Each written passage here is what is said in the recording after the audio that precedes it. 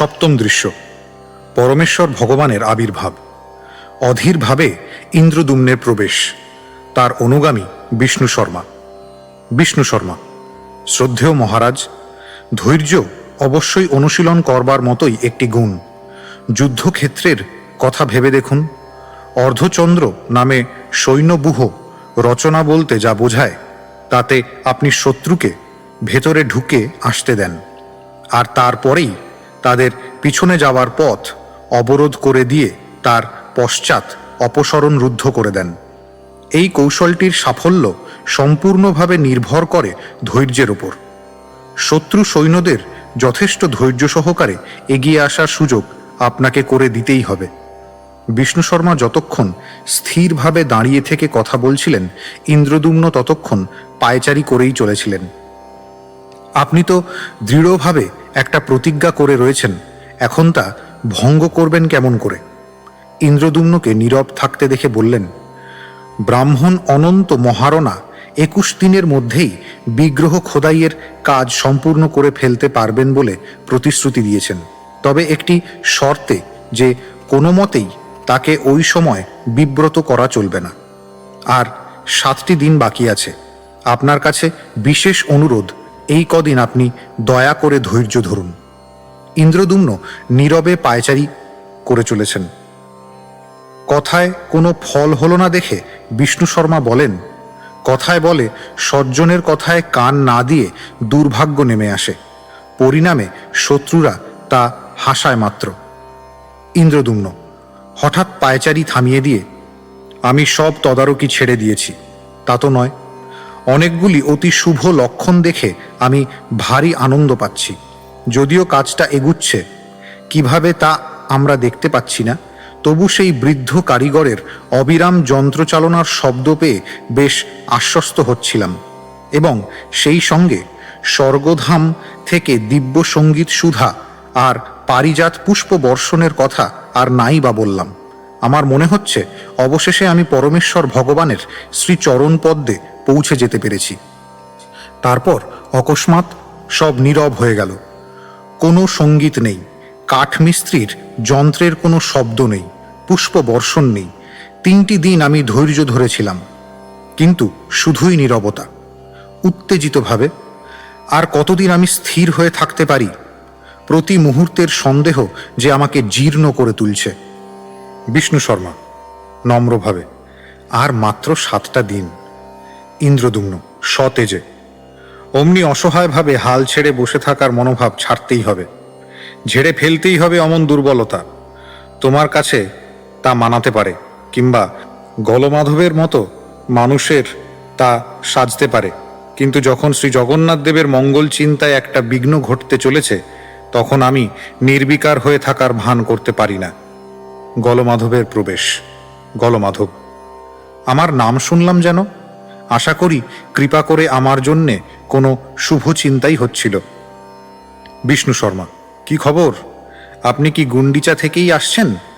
গলমাধব: অবশ্যই, সারাটা দিনই তো আমি সেখানে কাটিয়েছি, কিন্তু নতুন কিছুই বলবার নেই। কেবলমাত্র বিষ্ণু শর্মার দিকে আমার বন্ধুবরকে বেশ বিচলিতই মনে হচ্ছে। বিষ্ণু শর্মা ঘাড় নেড়ে সম্মতি জানালেন।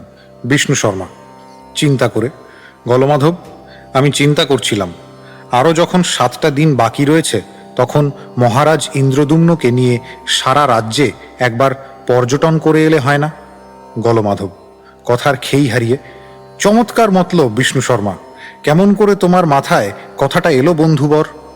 ইন্দ্রদ্যুম্ন: মোটেই চমৎকার নয়, বরং আমার মনে হচ্ছে কোনো অশুভ শক্তি আমাদের ওপরে চেপে বসেছে। যখন কোনো একটা বিপদের সংকেতে আমরা সতর্ক হয়ে চলেছি, তখন কিনা তুমি দেশ পর্যটনে বেড়াতে চলেছ। যখন একটি মাত্র দিব্য দর্শনের প্রতীক্ষায় আমার 2 চোখ আকুল হয়ে রয়েছে, তখন অন্য কি আর দেখবার মতো আছে শুনি? বিষ্ণু শর্মা: কিন্তু এছাড়া আর কি বা আমরা করতে পারি? অনন্ত মহারানার নির্দেশ মতো 3টি রথ তৈরি করে রাখা হয়েছে, আর আমি নিজে দাঁড়িয়ে থেকে মন্দিরটা সম্পূর্ণ মার্জন তদারকি করেছি। সব কিছু প্রস্তুত, কেন তবে এই অনাবশ্যক উত্তেজনা হচ্ছে? ইন্দ্রদ্যুম্ন: আমি তোমাকে বলছি শোনো, আগে একবার আমি দ্বিধা করেছিলাম, আর সারা জীবন আমি তার জন্য আফসোস করতেই থাকব। নীলাদ্রি পর্বতে সেবার আমি নিজে না যাবার ফলে পরমেশ্বর ভগবান শ্রীনীল মাধবকে দর্শনের সৌভাগ্য থেকে আমি বঞ্চিত হয়েছিলাম। বিষ্ণু শর্মা: খুব ভালোভাবে বিবেচনা করে আমি বুঝেছি অনন্ত মহারানার নির্দেশ অমান্য করার মতো পরামর্শ আমি দিতে পারি না। মনে রাখবেন, অন্য সব কাঠমিস্ত্রিরা খণ্ডটিকে খোদাই করতে চেষ্টা করেছিল, কিন্তু তাদের যন্ত্রপাতি কেবলই টুকরো টুকরো হয়ে ভেঙে যাচ্ছিল। ভাগ্য বলে এই বৃদ্ধ ব্রাহ্মণটি শেষ পর্যন্ত হঠাৎ এসে আবির্ভূত হলেন। যদিও তিনি দরজা বন্ধ করে কাজ করেছেন, তবুও লক্ষ্য করেছি খোদাই কাজ চলাকালে দেবতারা পুষ্পবৃষ্টি করে সেই কাজের তারিফ করেছেন। এক ব্রাহ্মণের কাছে যে প্রতিশ্রুতি আপনি দিয়েছেন তা যদি ভঙ্গ করেন ইন্দ্রদুম্ন বাধা দিয়ে, তাহলে পরমেশ্বর ভগবান আমাকে যেন রক্ষা করেন। আমি আর ধৈর্য ধারণ করে থাকতে পারছি না। গলমাধবের প্রতি: বীরভদ্রকে ডাকুন।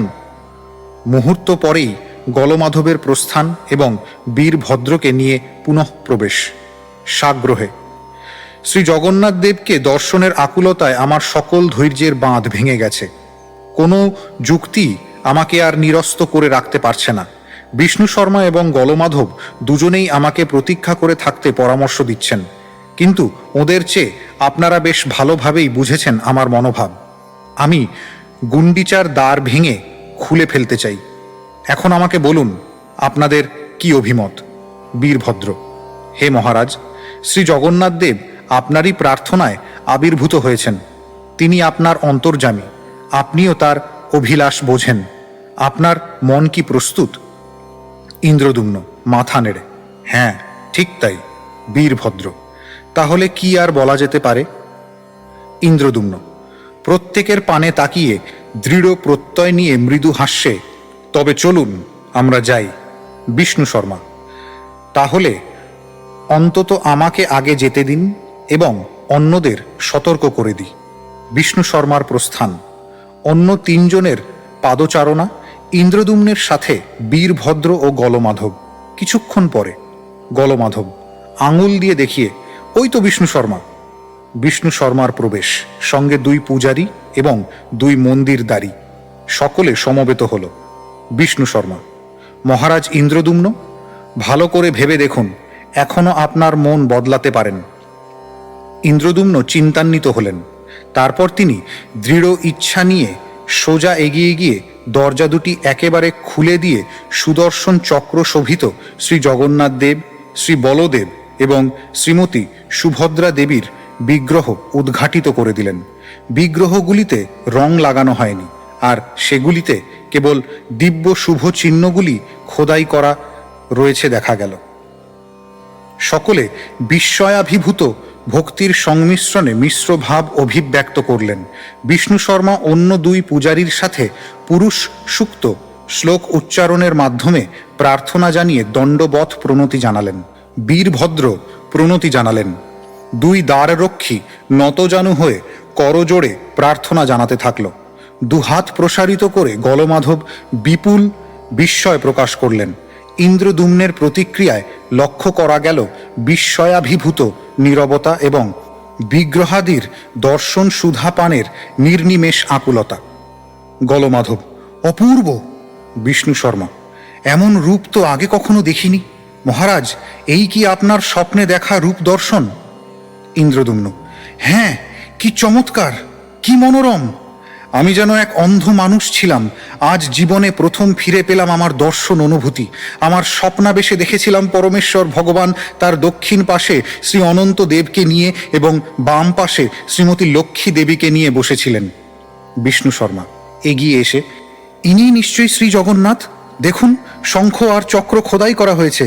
আর ইনি নিশ্চয়ই শ্রী বলদেব, পরমেশ্বর ভগবানের প্রথম প্রকাশ, যার মাথায় অনন্ত নাগ ছত্রের মতো তার সপ্তফণা মেলে রয়েছেন। দেখুন, শ্রী বলদেবের গদা আর লাঙল চিহ্ন দেখা যাচ্ছে। শ্রী জগন্নাথ আর শ্রী বলদেব। আর তাহলে ইনি অবশ্যই পরমেশ্বর ভগবানের ভগিনী শ্রীমতী সুভদ্রা দেবী। ইন্দ্রদুম্ন এগিয়ে এসে: কিন্তু আমি তো কখনো ভাবতেও পারিনি যে তাদের এমন রূপ হবে। খোদাই কাজ তো এখনো সারা হয়নি দেখছি। লক্ষ্য করুন কেমন অপরিচ্ছন্নভাবে তাদের বিগ্রহ রূপগুলি খোদাই করা হয়েছে। বিষ্ণু শর্মা: তাদের সকলকেই রং লাগাতে হবে। শ্রী জগন্নাথ দেবকে করতে হবে কালো, শ্রীমতী সুভদ্রা গেরুয়া, শ্রী বলরাম সাদা, আর শ্রী সুদর্শন হবেন লাল। তাদের নানা রঙে সাজিয়ে তারপরে আমরা বিশুদ্ধ শ্বেত শুভ্র রেশমি পোশাকে তাদের আচ্ছাদন করে দেব দারুণভাবে। ইন্দ্রদুম্ন উদ্বিগ্ন হয়ে: খোদাই কাজ শেষ না হলে রং লাগানোর কোনো প্রশ্নই ওঠে না। কোথায় সেই ব্রাহ্মণ? অনন্ত মহারানা? গলমাধব: মনে হচ্ছে তিনি অন্তর্ধান করেছেন। এ তো ভারী তাজ্জব ব্যাপার। ইন্দ্রদুম্ন উৎকণ্ঠিতভাবে: কিন্তু তাকে তো ফিরে আসতেই হবে। দেখো বিষ্ণু শর্মা, দেখো, বিগ্রহের কোনো হাত নেই, পা নেই। বিষ্ণু শর্মা প্রশান্তভাবে: তা তো আমি আগেই লক্ষ্য করেছি। ইন্দ্রদুম্ন মর্মাহত হয়ে সন্দিগ্ধ চিত্তে: কি হলো, এ কি হলো? কোথায় সেই অনন্ত মহারানা? গলমাধব: আমার তো আশঙ্কা ব্যাপারটা খুবই পরিষ্কার হয়ে গিয়েছে। ব্রাহ্মণ কারিগর কিংবা যিনিই হন, তার শর্তাদি লঙ্ঘন করা হয়েছে।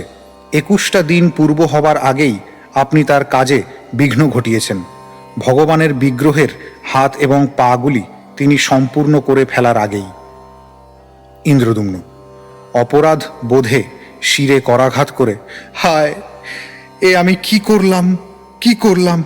এর থেকে জঘন্য কাজ আর কি হতে পারে? যখন এত কাল দীর্ঘ প্রতীক্ষা করে রইলাম, তার কি এই পরিণাম হবে? আমার জীবন কি এইভাবে এমন ব্যর্থ হবে? সারা বিশ্ব ব্রহ্মাণ্ডে সকলের আমার উপরে ভরসা করে রয়েছে, স্বয়ং ব্রহ্মাজি পর্যন্ত, আর আমার গুরু শ্রী নারদ মুনি। আমি যে খোদাই কাজে বিঘ্ন ঘটিয়েছি তাতে তারা কতই না বিচলিত বোধ করবেন। তাদের হতাশার কথা চিন্তা করে আমি প্রাণ ধারণ করে রইব কেমন করে?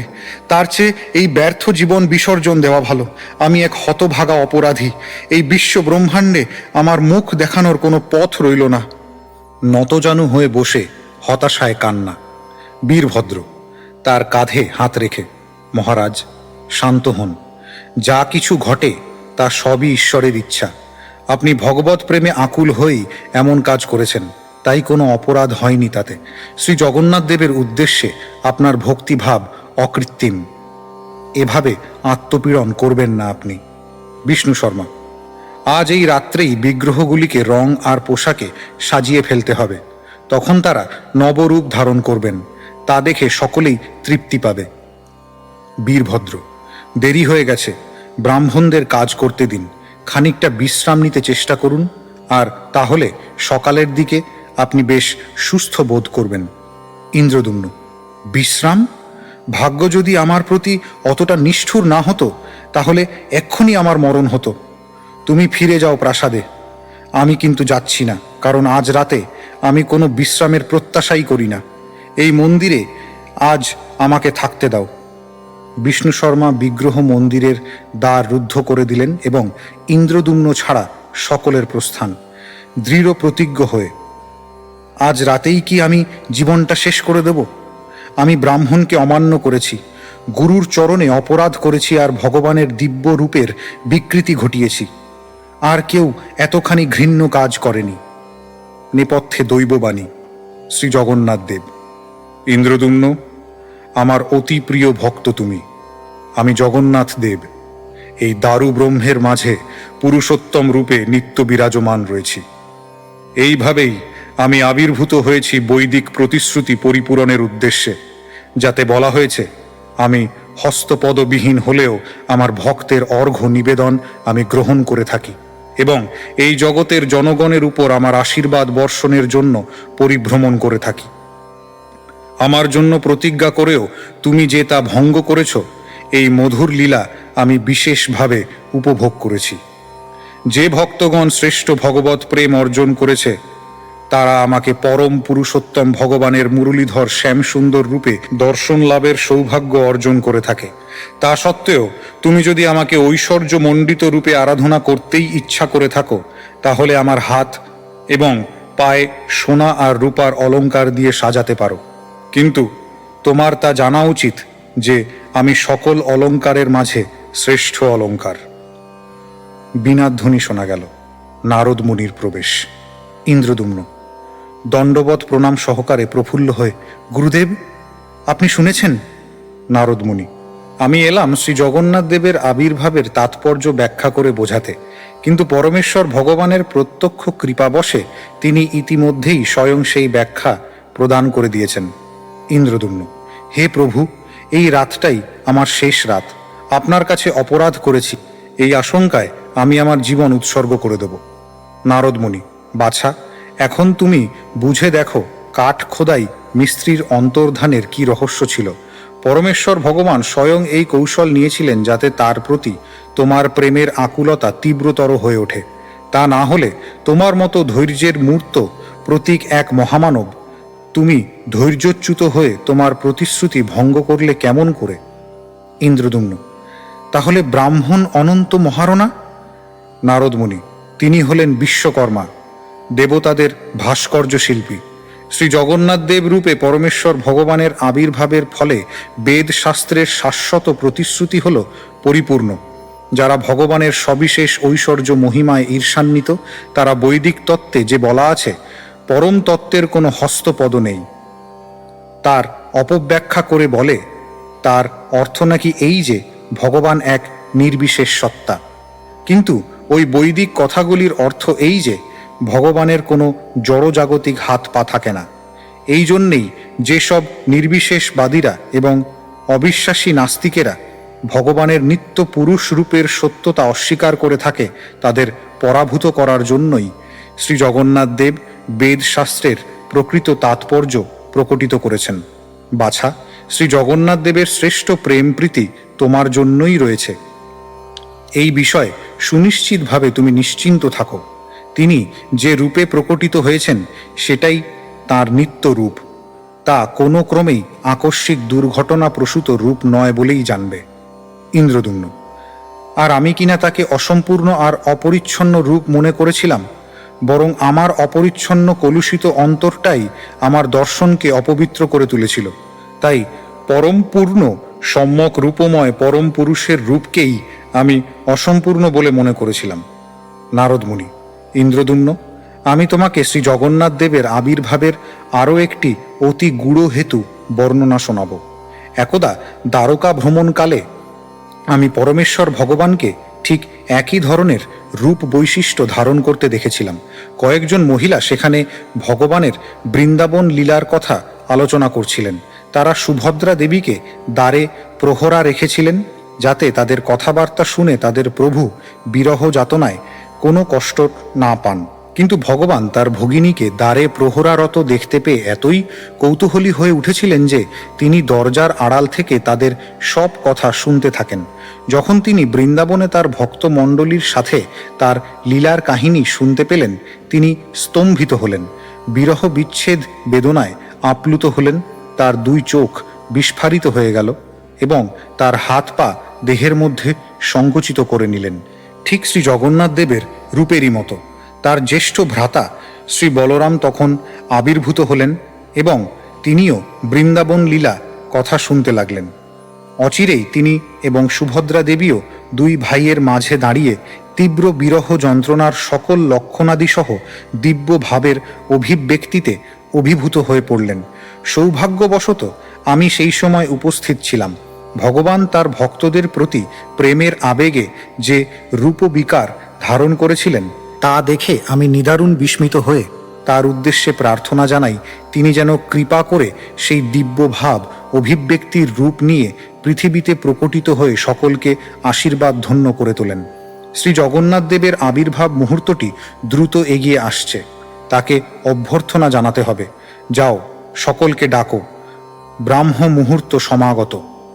ইন্দ্রদ্যুম্নের প্রস্থান, নারদ মুনির বীণাবাদন ও জপ কীর্তন, পরে ইন্দ্রদ্যুম্ন, বিষ্ণু শর্মা, গলমাধব, বীরভদ্র, বিষ্ণু শর্মার স্ত্রী এবং অন্যান্য সহচরের প্রবেশ। নারদ মুনিকে দর্শন করে তাদের দণ্ডবৎ প্রণাম নিবেদন। ইন্দ্রদ্যুম্ন, এই যে রাজা গলমাধব আর বিষ্ণু শর্মা প্রধান পূজারী তার সহচরদের নিয়ে হাজির, আর সবার পেছনে ভক্তশ্রেষ্ঠ বীরভদ্র। নারদ মুনি, মহারাজ ইন্দ্রদ্যুম্নকে সাহায্য করার জন্য শ্রী জগন্নাথ দেবের আশীর্বাদ তোমাদের সকলের উপর নেমে আসুক। ইন্দ্রদ্যুম্নকে, শ্রী জগন্নাথ দেবের বাণী তুমি তাদের শুনিয়েছ তো?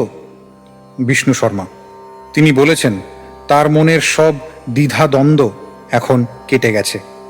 ইন্দ্রদুম্ন: সেটা আমার গুরুদেব আর শ্রী জগন্নাথ দেবেরই কৃপা। তারাই সকল সন্দেহের মেঘ কাটিয়ে দিয়েছেন। নারদ মুনি: অকস্মাৎ বিদ্যুতের কড়কড় শব্দ। সকলে দারুণ বিস্ময়ে উপরে তাকালেন। এ কি, বিদ্যুৎ চমকাচ্ছে! ওহ, ওই তো আসছেন আমাদের পরম পিতা পূজনীয় ব্রহ্মাজি। বিষ্ণু শর্মা: শত শত শ্বেত শুভ্র হংসবাহিত এক সোনার রথে চেপে তিনি আসছেন। তার দুই পাশে শ্রদ্ধা ভরে দাঁড়িয়ে রয়েছেন সূর্য ও চন্দ্রের দেবতারা। ব্রহ্মর্ষিরা তার মহিমা কীর্তন করছেন, অপ্সরাগণ নৃত্য পরিবেশন করছেন এবং গন্ধর্বেরা দিব্য সঙ্গীত সৃষ্টি করে শোনাচ্ছেন। স্বর্গধাম থেকে ব্রহ্মার আগমন ও প্রবেশ। সকলে দণ্ডবৎ প্রণাম জানালেন। নারদ মুনি তার কাছে গিয়ে: শ্রদ্ধেয় পিতা, আপনি ঠিক ব্রাহ্ম মুহূর্তেই এসে পৌঁছে গিয়েছেন। ব্রহ্মা: শ্রী জগন্নাথ দেব তোমাদের সকলের ওপরে তার আশীর্বাদ বর্ষণ করুন। আমার কথা রেখেছি, পরমেশ্বর ভগবানের পুণ্য প্রতিষ্ঠা উৎসবের শুভকর্ম সম্পন্ন করতে এসে গিয়েছি। মহারাজ ইন্দ্রদুম্ন কোথায়? ইন্দ্রদুম্ন প্রণাম করে: আপনার সেবায় হাজির।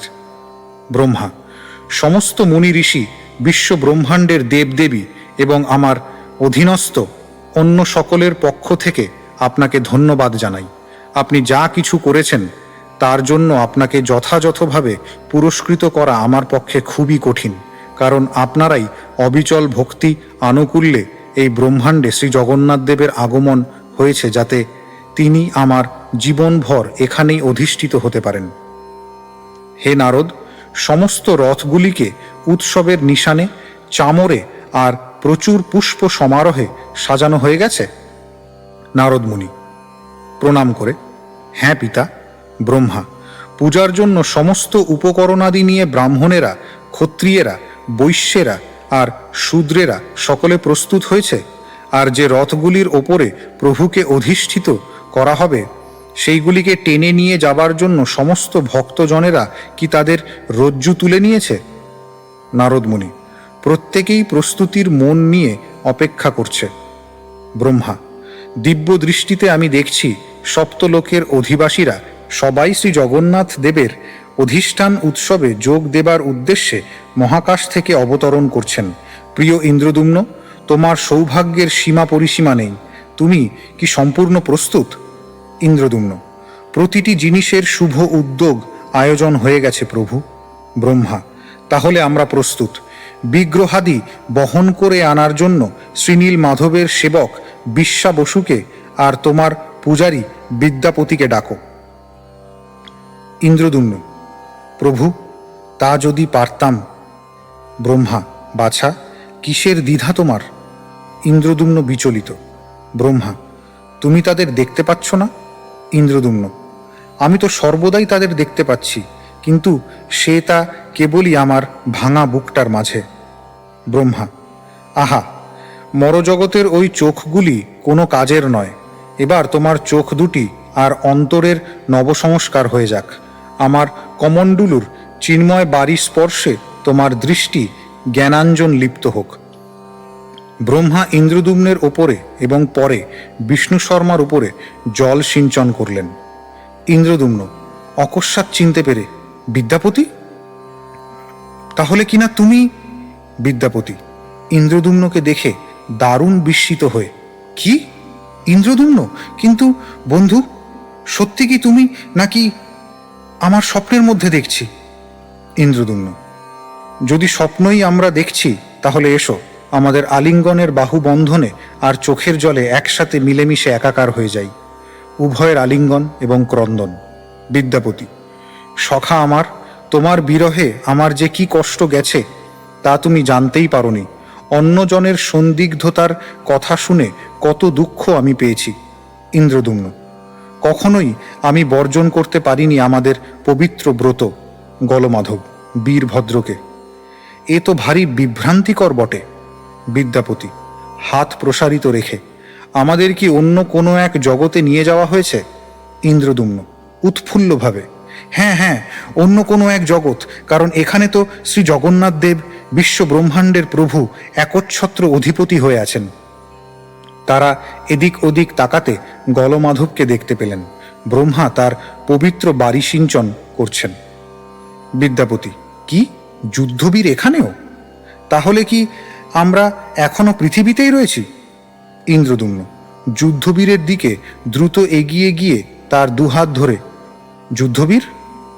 আগেই তো আমার জানা উচিত ছিল। আমাকে চিনতে পারছো নাকি? যুদ্ধবীর মর্মাহত: প্রভু, এ কি আপনি?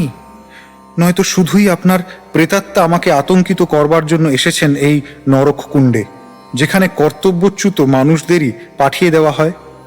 ইন্দ্রদুম্ন তাকে আলিঙ্গন করে: ওহে আমার অতিশয় বাধ্য বন্ধুটি, না, তুমি হাজির থাকতে কর্তব্যের কোনো অবমাননা হবে না কখনোই। যুদ্ধবীর তার রাজবেশ লক্ষ্য করে: কিসের জন্য এইসব রাজকীয় পোশাক আশাক? এই কি বিচিত্র ধন্দ? ইন্দ্রদুম্ন: তোমার যত কিছু মহৎ কাজের জন্য এই সবই তো যথার্থ পুরস্কার। ব্রহ্মা তার পবিত্র বাড়ি সিঞ্চন করলেন বীরভদ্রের ওপরে। বিদ্যাপতি: আমার শ্বশুর মহাশয় বিশ্বাবসু জীবিত আছেন?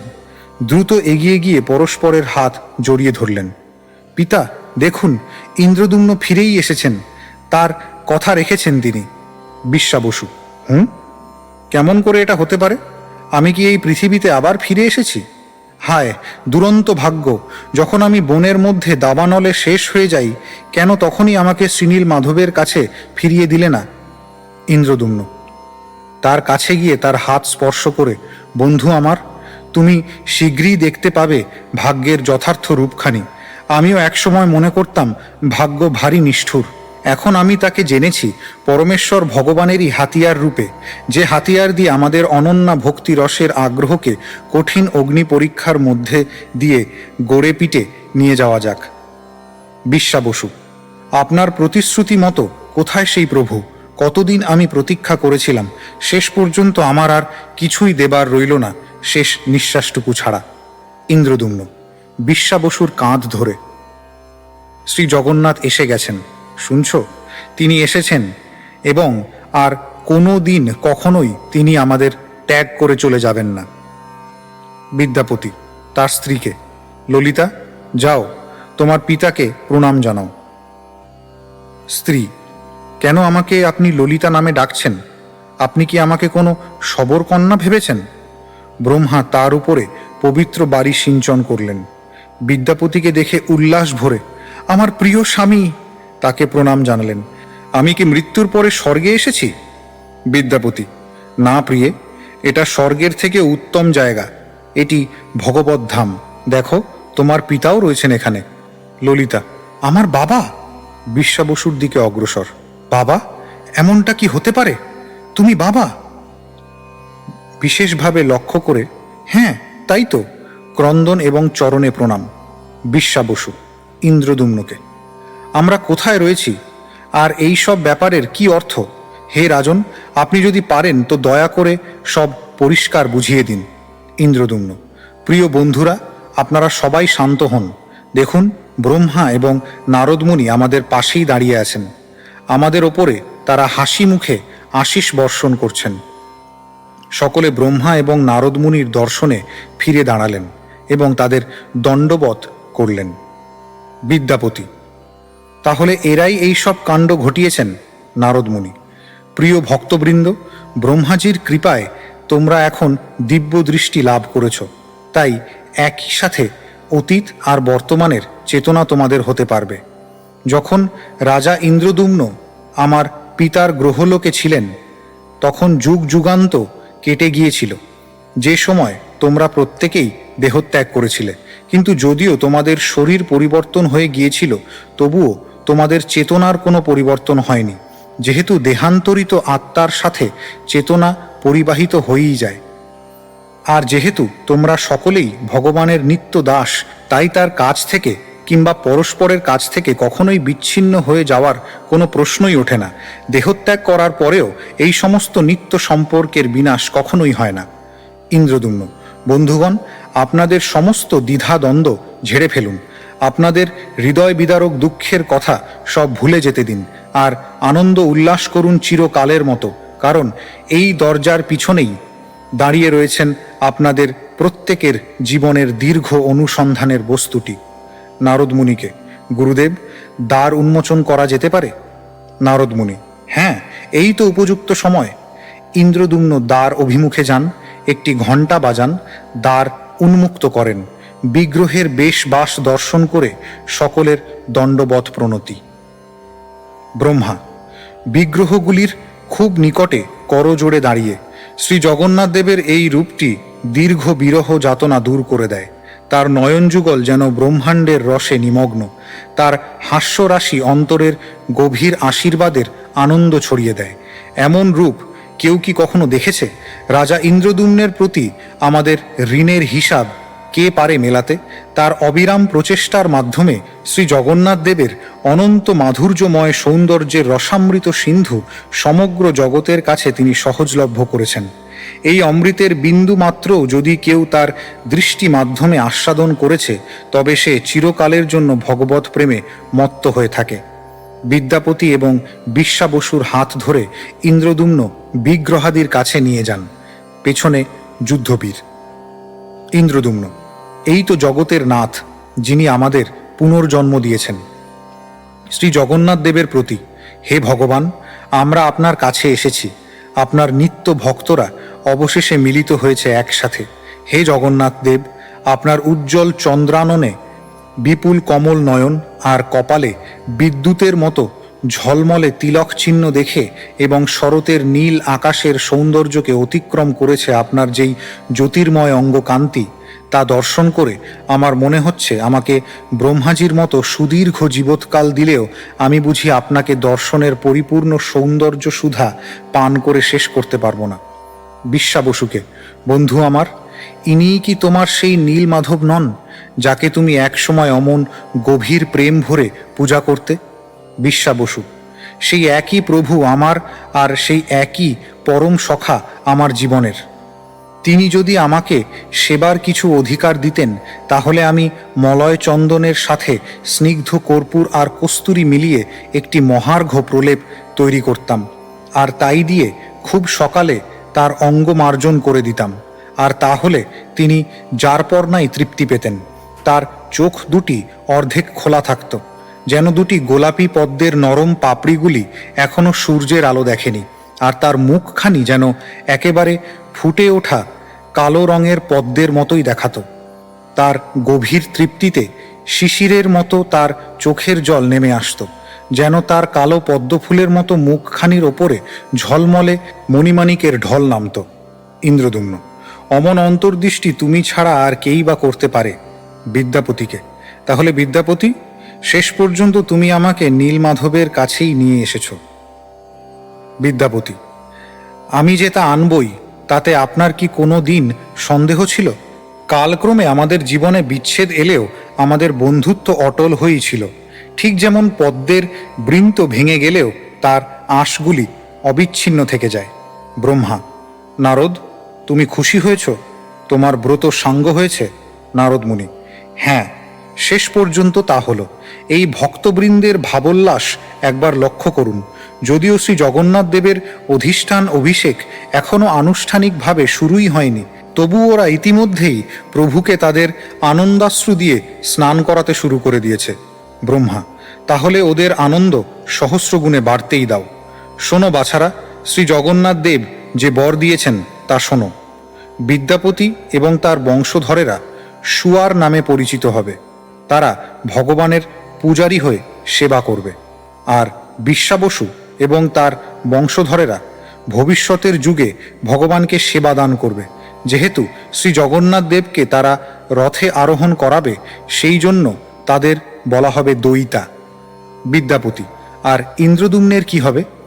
ব্রহ্মা: তার সম্পর্কে শ্রী জগন্নাথ দেবের কোনো কৃপা ব্যক্ত হয়নি। তিনি যা অভিলাষ করবেন তাই হবে পূর্ণ।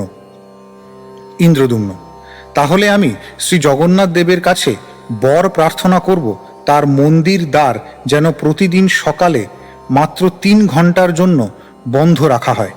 দিনের বাকি সময়টুকু যেন সর্বক্ষণ তার মন্দির দ্বার উন্মুক্ত থাকে, যাতে সমস্ত লোকে তার দর্শন পেতে পারে।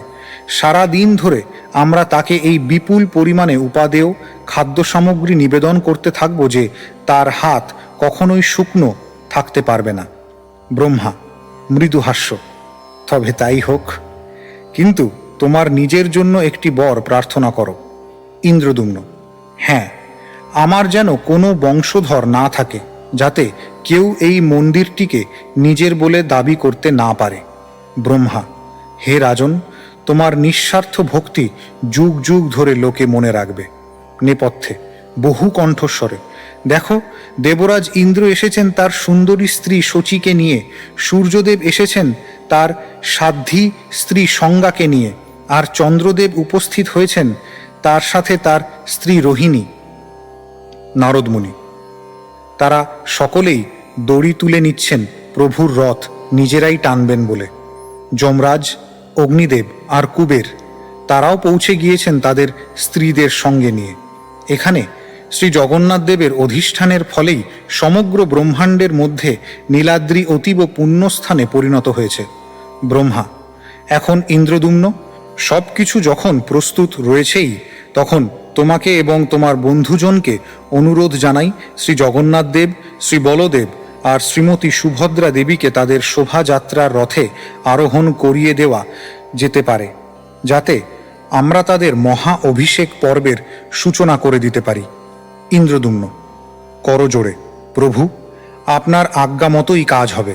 নারদমুনি ইন্দ্রদ্যুম্নকে: এবার হে ইন্দ্রদ্যুম্ন, শ্রী জগন্নাথ দেবের অতি অন্তরঙ্গ ভক্ত তুমি, তোমার জন্যে আমি আর কিছু করতে পারি কি? ইন্দ্রদ্যুম্ন: প্রিয়বর নারদ ঋষি, আমি কি আর বলবো।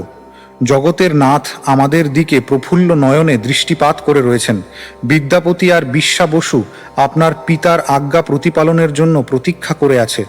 আমার উত্তমোত্তম সখাবৃন্দ আর পরিচারকেরা আমার চারিপাশে ঘিরে রয়েছে, আর আপনি আমার দিব্য প্রভুরূপে নিত্য নিয়তই আমার কল্যাণার্থে দৃষ্টি রেখেছেন। এইসব ছাড়া আর আমি কী বা বাসনা করতে পারি? কেবল এইটুকুই চাই, যারা পরমেশ্বরের প্রসাদ গ্রহণ করবে, যারা শুদ্ধ ভক্তের দ্বারা কীর্তিত তার মহিমা গান শুনবে, কিংবা যারা এই রথগুলি পথ দিয়ে চলে যাবার সময় তা দর্শন করবে, তারা পুণ্যবান হন বা মহাপাপীই হোক, তাতে যেন কিছুই না আসে যায়। তারা যেন এই পরম করুণাময় পরমেশ্বরের আশীর্বাদ লাভ করতে পারে। সকলের উদ্দেশ্যে এখন আর এক মুহূর্তও বিলম্ব না করে এসো, আমরা সবাই প্রভুকে তার রথে আরোহণ করিয়ে তার মহা অভিষেক সম্পন্ন করি। সকলের প্রস্থান। যবনিকাপাত।